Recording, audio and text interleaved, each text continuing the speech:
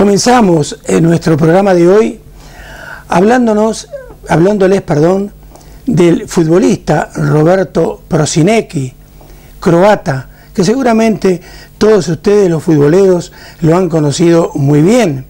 Jugó en el Real Oviedo, pero también en el Real de Madrid y en el Fútbol Club Barcelona. Pues tenía muchos problemas en las rodillas, tanto así que hay un dicho popular entre, reitero, los futboleros, que dice: tienes más fisuras que las rodillas de Prosinecki. En fin, hoy el doctor Aurelio Chamorro está con nosotros, pero no para hablarles de fisuras de rodilla, les va a hablar de fisura anal. Ya estuvimos la semana pasada hablando acerca de hemorroides, hoy nos va a hablar de fisuras anales, abscesos y fístulas. Por lo tanto, en primer lugar, buenas noches, Aurelio. Buenas noches, Milton. Muchísimas gracias una vez más por estar con nosotros. Con mucho gusto. Y preguntarte entonces, ¿qué es una fisura anal? ¿Cómo se produce? ¿Y qué síntomas entonces nos puede dar? Pues una fisura anal básicamente es como una grieta en el ano. Una grieta que se suele producir por causas diversas. Siempre se ha pensado que el motivo fundamental era el estreñimiento, es decir, el hacer deposiciones de mucho calibre, a veces muy duras, que incluso pueden tener dentro restos que hagan una erosión y que dañen, digamos, la mucosa del ano. Y esta grieta, estando como está en un sitio de paso de heces tan sucio, a veces da muchos problemas. Esto es lo que siempre se ha pensado. Pero llama la atención y últimamente se viene más bien entendiendo que la causa principal no solo es el que haya un estreñimiento, sino que se tiende, por motivos distintos, a una especie de espasmo, a una contractura de los músculos del ano. En el ano ya comentábamos un día pasado que hay una especie de manguito muscular que sirve precisamente para impedir que las deposiciones y los gases se eliminen sin contar con nuestra voluntad. Pues cuando ese músculo está como muy contraído, entre otras cosas puede producir que el riego que le llega a esa parte de la mucosa no sea el adecuado. Y una mucosa que no está bien irrigada fácilmente tiende a hacerse una grieta. Ahí sí el estreñimiento es un factor añadido. Este tipo de grietas son muy dolorosas, mucho. A veces hacen que el paciente tenga no miedo, pánico a ir al cuarto de baño, porque realmente es una prueba y tiene que hacerlo, pero le cuesta muchísimo, sangra un poquito, es frecuente que sangren un poco y luego se queden bastante molestos después de hacer la deposición durante unas horas, y estos son síntomas característicos. Me has preguntado también qué otros síntomas dan, digamos. Pues aparte de la hemorragia y aparte de ese dolor, dan una gran inquietud. El paciente pierde la paz. Hay gente que casi se le ha pasado por la cabeza la idea de quitarse la vida, porque es un tipo de dolor como si estuviesen clavando un cuchillo en un lugar muy sensible. Estas son y en esta primera imagen podemos ver una fisura verdaderamente marcada. Esta es una fisura grande. Se ve el borde de la piel y del interior del ano, de la mucosa. Ahí es frecuente que haya como una especie de pequeño bultito, una especie de pequeña hemorroide, que la llamamos hemorroide centinela. Y casi siempre estas grietas ocurren en la parte, digamos, posterior del ano, hacia atrás del ano, más que por delante. ¿Cuál es el tratamiento médico entonces que se hace para este tipo de fisura? Pues tradicionalmente se ha aconsejado, digamos, evitar el estreñimiento como medida para, digamos, para reducir un poco el riesgo de fisuras o para facilitar su curación. Esa es una medida importante. Todo lo que se refiere a recuperar un buen ritmo intestinal con una deposición que no esté muy dura, pero con una alerta, con una precaución, y es que la diarrea también va mal para las fisuras. Pero claro, teniendo en cuenta, como hemos comentado antes, que ese espasmo, esa contractura de los músculos del ano tiene mucho que ver en la permanencia de la fisura, en lo que entendemos por una fisura anal crónica, pues entonces se han inventado procedimientos, digamos, no invasivos, no agresivos, para intentar mejorar. Por ejemplo, un baño de asiento con agua poco caliente puede facilitar una relajación del esfínter del ano y por lo tanto mejorar la expectativa de la fisura. Pero de una manera más directa, enfocado a relajar ese esfínter, que es un poco el objetivo que nos va a conducir a la curación, pues se han intentado incluso inyectar, y se hacen en algunos casos, inyectar toxinas botulínicas, digamos, que producen una parálisis del músculo del ano, y entonces temporalmente, mientras se recupera el ano, se ha curado la fisura. Y también hay otro sistema de relajación de este tipo de músculo, y es con unas pomadas que llevan un producto que se llama óxido nitroso, algo parecido que se da a veces para vencer espasmos en las coronarias. Bueno, pues aquí, aplicado aquí, localmente, puede favorecer, aunque algunos pacientes no lo toleran bien, y por lo tanto no siempre tenemos esos recursos. El recurso a las pomadas de siempre, con antiinflamatorios, con epitelizantes, realmente tienen un efecto muy secundario. Se pueden dar como prueba, pero hasta que no se ha resuelto la causa, pues no cabe esperar una solución estable. Pero Aurelio, cuando al médico llega un momento en el que hace mucho tiempo que el paciente viene a su consultorio y a pesar de todos los tratamientos que le ha mandado para tratar de curar, digamos, esa fisura, pienso que llega el momento en que el médico piensa en el cirujano. Entonces hay que operar. ¿Qué tipo de operaciones se realizan? Pues ciertamente hay veces en las que después de un periodo de tratamiento bien llevado, de observación, pues viene a la cabeza la necesidad de operar. Durante muchos años, en mi pasado profesional, pues se recurría a una manera un poco brusca, por decirlo así, de vencer ese espasmo, y era precisamente hacer una dilatación forzada del ano. Es decir, introducir unos dedos en el ano y estirar un poco el músculo para vencer esa contracción.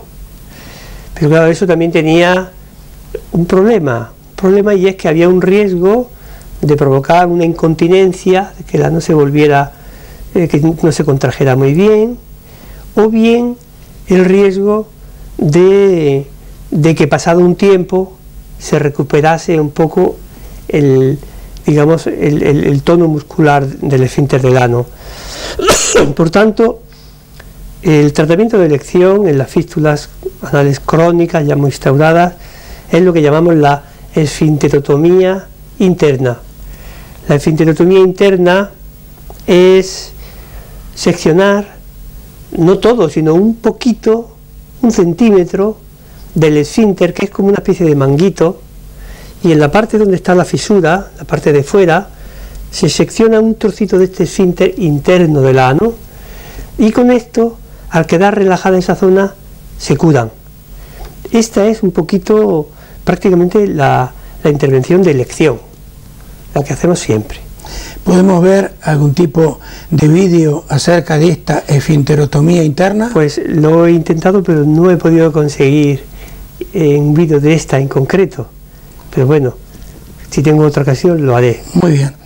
Entonces dejamos por el momento las fisuras y pasamos a los abscesos que hablaba antes. Entonces, ¿qué es un absceso perianal?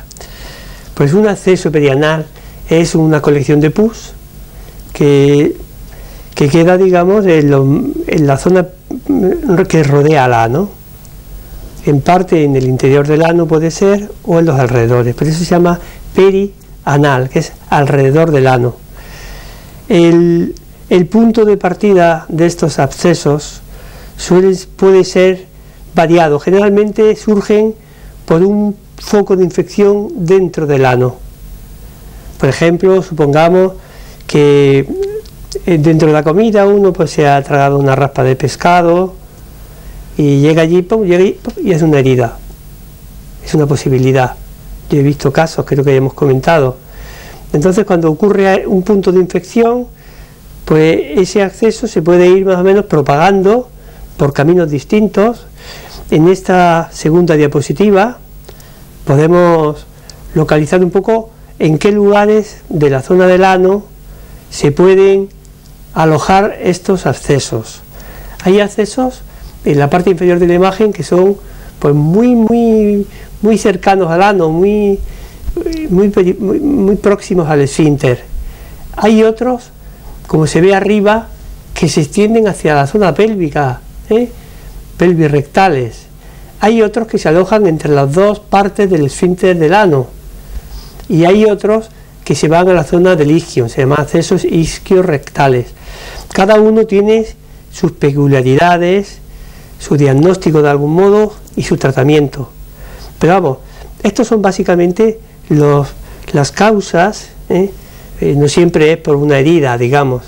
A veces es una cripta, una zona, una glándula del interior del recto que se infecta y forma como un pequeño absceso, y a partir de ahí pues se va propagando, y como he comentado hace un momento, y va formando una colección de pus. A veces una colección de pus, digamos, muy abundante, que puede causar mucho dolor, y a veces, si no causa mucho dolor, puede causar mucho peligro, porque puede dar lugar a una infección de la sangre, digamos, una sepsis, y obliga a un tipo de cirugía a veces complicada. Teniendo en cuenta las posibles localizaciones, antes de abordar un drenaje de un absceso hay que tener claro dónde está un poquito, digamos, alojado. En esta tercera imagen vemos el caso más frecuente de los abscesos, como en un margen del ano aparece un bulto muy doloroso, enrojecido, y que efectivamente tiene pus. Cuando le abrimos, lo drenamos con anestesia y hacemos una pequeña incisión, sale un chorro de pus muy maloliente porque tiene gérmenes anaerobios. Estos abscesos son bastante frecuentes en nuestra práctica habitual, y solamente hay casos en los cuales hay que pensar en la posibilidad de que no sea todo lo que se ve, sino que pueda haber zonas escondidas que luego hagan ineficaz un drenaje. Y en estos casos hay que hacer una intervención no ya con anestesia local, sino con una anestesia raquídea que permita una exploración de todos los posibles trayectos que pueden hacer los abscesos. Incluso pueden pasar de un lado a otro y dar lugar a una situación clínica bastante desagradable y bastante peligrosa. En esta siguiente imagen, en la cuarta imagen, vemos cómo a veces tenemos que recurrir a una ecografía para poder identificar abscesos que están ocultos, por ejemplo entre los esfínteres, que es en un tacto rectal, metiendo el dedo por el ano, se puede notar una zona indurada o que hay dolor, pero a veces no se ven bien hasta que no se identifican exactamente a través de una ecografía endoanal. Esto es lo básico que te puedo decir de abscesos. Muy bien, has hablado de fisuras, has hablado de abscesos perianales. Nos quedaría hablar entonces de fístulas perianales, cómo se producen, cómo se diagnostican. Cuéntanos un poco. Bueno, las las fístulas perianales, digamos, son un problema bastante común. Muchas veces surgen a partir de un absceso, un absceso que, como hemos comentado antes, está comunicado con la luz del recto, con el interior, y que llega un momento en el que se abre camino hacia la piel. Pero no siempre ocurre como fruto de un absceso. A veces simplemente el paciente nota que tiene como una especie de grano cerca del ano, que mancha un poco de agüilla y un poco de sangre, y en el fondo es como un trayecto que une la piel de la zona de alrededor del ano con el interior del recto, un trayecto. Por ese trayecto muchas veces pues se produce una pequeña supuración, a veces incluso si es suficientemente establecido y es antiguo, puede incluso escaparse algo del gas del ano, del recto, pero lo más frecuente es que el enfermo note ese agujerito que no se le acaba de cerrar, por el cual mancha un poco y que de vez en cuando a lo mejor pues le duele porque se obstruye o se le cierra en falso y da un foco de infección local que vuelve a abrirse, y cuando el paciente a lo mejor ha sufrido varios episodios de, digamos, de infección, entonces viene la consulta. Vamos a ver si te parece, una animación, una pequeña película donde se expresa bien cuál es el camino por el cual se produce una fístula perianal, en el caso más común, a partir del recto. Aquí se ve cómo abajo a la derecha se ve cómo se empieza a labrar un trayecto que acaba abriéndose hasta la piel. Si metemos un estilete por la piel, entramos a un orificio que está justo en el recto y se ve que hay como unas columnitas verticales que son las columnas de Morgagni, y ahí efectivamente es donde tal. Aquí está exponiendo un poquito el procedimiento que hacemos. Prácticamente lo podemos ver si acaso después cuando hablemos del tratamiento, porque lo explica un poco bien. Pero básicamente es esto. Si observamos a un paciente en esta imagen 5, pues podemos comprobar que ese orificio de la piel, cuando introducimos un estilete, pues entonces sale la otra punta por el interior del recto. Y lo mismo ocurre en la siguiente diapositiva, en la 6, pues como hay un trayecto muy bien formado. Cuando esto ocurre así, vemos que este trayecto básicamente es relativamente superficial. Otras veces el trayecto se hace como mucho más profundo y obliga a medios de diagnóstico y de tratamiento mucho más complicados. Por ejemplo, en esta imagen que vamos a ver, la número 7, vemos como a veces hay que inyectar, pues el orificio cutáneo, hay que inyectar un contraste para poder seguir el trayecto, y a veces, o bien, en este caso es un escáner, pero en otros casos se puede hacer por una ecografía, inyectando un líquido suero con agua oxigenada, pues podemos seguir un poco el trayecto, cosa que es importantísima para poder planear una solución adecuada. Esto es lo que llamamos una fistulografía. Básicamente esto es lo que es una fístula en abstracto, en general, una comunicación de la luz del recto con la piel. A veces se puede hacer con varios trayectos complicados y complejos. Conforme va pasando el tiempo pueden surgir nuevos trayectos y lo que era una línea se puede convertir en un cruce de carreteras. Hacerse complejo. Muy bien. Hay gente que dice, yo no lo creo, tú lo vas a aclarar sí o no, que pueden curarse hasta solas. ¿Es cierto? Esto es una creencia popular. Pues hay algunas veces en las que una fístula puede ser que aparezca y luego se quede como que se oblitere, se cierre el trayecto y ya no dé guerra nunca. Pero eso no es lo más corriente. Lo más corriente. Para entender bien esto tendríamos que hacer una referencia a los tipos de fístulas que tenemos. Podemos ver en esta diapositiva número 8 lo que ocurre con los tipos de fístulas. Aquí vienen representados, pues hemos visto antes en la animación una fístula, digamos, que atravesaba prácticamente submucosa, que no penetraba dentro del esfínter, pero otras veces las fístulas son transesfinterianas, atraviesan el esfínter más altos y ya plantean un problema porque ya no se pueden seccionar alegremente, te obligan a unos tratamientos diferentes. Y algunas incluso en lugar de penetrar hacia la luz del recto, siguen hacia arriba y llevan hacia la zona de la pelvis.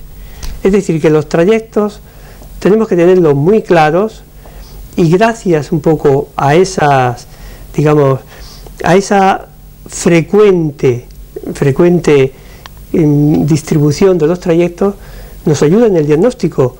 En esta diapositiva número 10, bueno, aquí vemos el caso más corriente de la fístula, que prácticamente apenas atraviesa el músculo y que va desde la piel hasta el recto.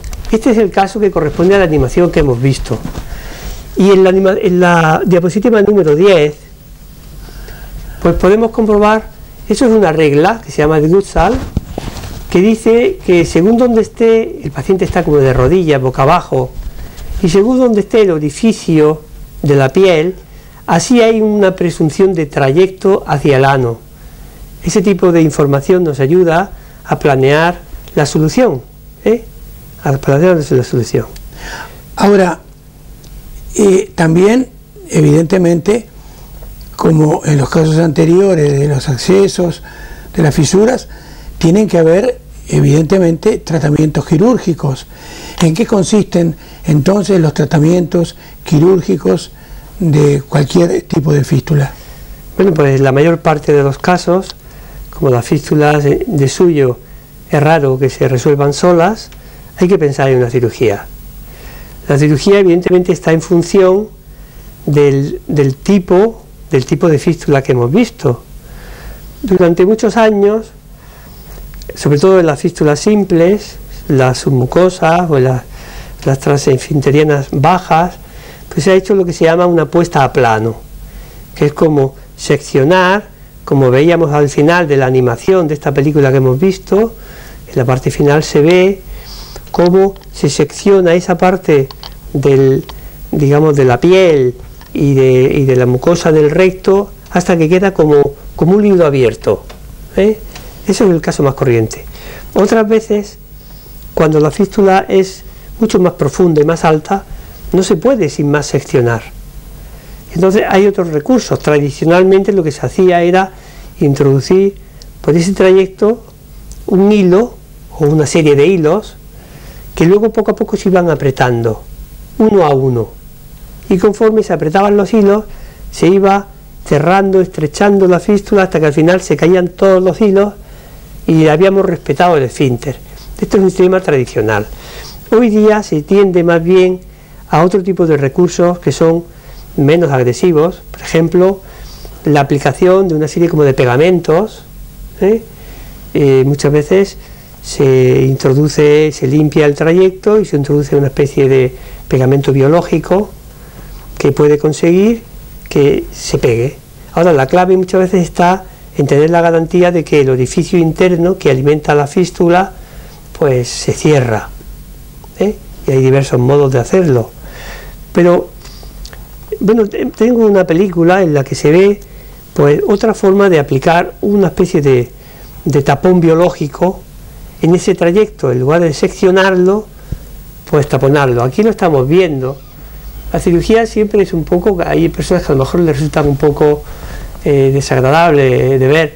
El cirujano está introduciendo con la mayor suavidad posible el estilete y está metiendo un poquito de agua oxigenada y de contraste para limpiar, para preparar el trayecto, porque vamos a intentar, bueno, se va a intentar no ya seccionar, porque la cirugía de la puesta a plano sería cortar ese puente que hay ahí, cogido por los hilos, cortar todo eso. Pues aquí vamos a hacer otro procedimiento, y es introducir una especie de canutillo de material biológico que va a través del hilo que se ha pasado, pues se va a intentar rellenar el trayecto con ese tubito, tirando del hilo, se va reintroduciendo y de algún modo queda tapado el trayecto. Se ve bien, ¿verdad? A continuación hay que hacer dos cosas. Primero, cortar la parte sobrante en la luz del recto, y segundo, asegurar que de algún modo no se desplaza. Ahora el cirujano va a adaptarlo a su sitio muy bien para que no se salga para arriba, e intentará ahora cortar este trozo sobrante del material con el cual obstruimos el trayecto. Le está costando un poquito a este cirujano, pero bueno. Y después, como se ve ahí, el orificio interno el agujerito por donde se produce la fístula, lo está cerrando, para que a partir de ahí no vuelva, digamos, a rellenarse el trayecto y salir contenido hacia afuera. Esta es una técnica. Nosotros la verdad es que habitualmente no la hacemos. Tiene un índice relativamente aceptable de curación, pero tampoco es las técnicas más seguras. Como técnica más segura, la extirpación del trayecto y la puesta a plano, pero sobre todo la extirpación, quitar todo el trayecto y dejarlo abierto todo, es mucho más eficiente. En algunos casos luego la herida esa que queda, pues normalmente se deja abierta, puede en algunos casos cerrarse parcialmente, pero siendo un sitio sucio, pues la curación se realiza bastante rápido en el postoperatorio, con baño de asiento, con tratamiento tópico con betadine, y la fístula en gran parte se resuelve. Hay que tener en cuenta, como hemos hablado antes, que hay fístulas que son verdaderamente complicadas, y estas fístulas complejas tienen un cierto riesgo de recidiva de la fístula, y cuando eso ocurre, antes de meter el bisturí hay que meter la cabeza, hay que pensar bien por qué ha reaparecido, hay que hacer un estudio de imagen, una ecografía o un escáner, una fistulografía, para asegurar bien cuál es el motivo y por tanto cómo resolverlo de forma que no vuelva a aparecer. No es frecuente que reaparezcan, pero en los casos de fístulas complejas, que a lo mejor tenían algún trayecto que no habíamos advertido, pues puede ser que pasado un tiempo el paciente vuelva pues con que otra vez tiene el problema. Muy bien, Aurelio. Para terminar, como última, yo diría doble pregunta por lo siguiente.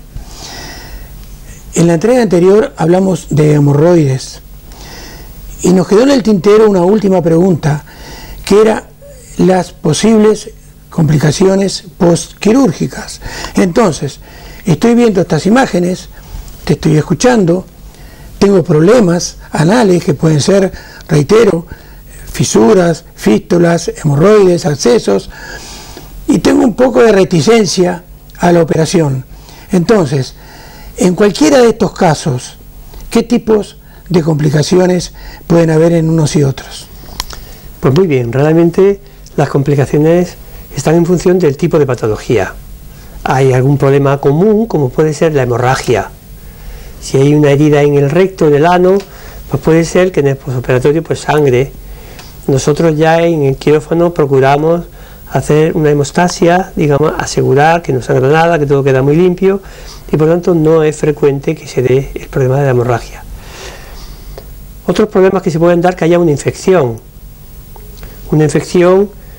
que, sobre todo cuando se pretende ganar tiempo cerrando las heridas, pero normalmente en heridas abiertas y bien tratadas no es frecuente. Por tanto, la infección, cuando hay un riesgo, pues se da un tratamiento antibiótico, además de cura frecuente, limpieza de la herida meticulosa, y la verdad es que eso no suele ser un problema.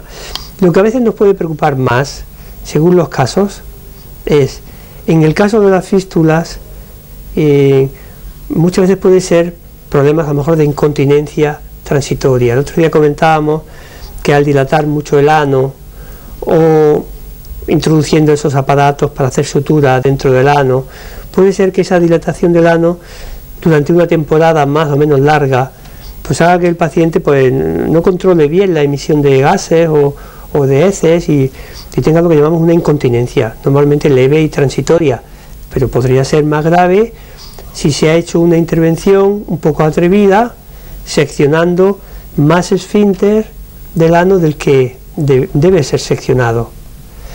Esos son los problemas principales. Ya el que efectivamente aparezca dolor en la zona perianal como consecuencia de cualquier herida que está cicatrizando y que duela, pero desde ese punto de vista es una cirugía relativamente agradecida. Cuando se ha hecho algún procedimiento de sutura mecánica dentro del ano, podría ocurrir que se produjera una especie de estrechamiento de ese anillo de sutura.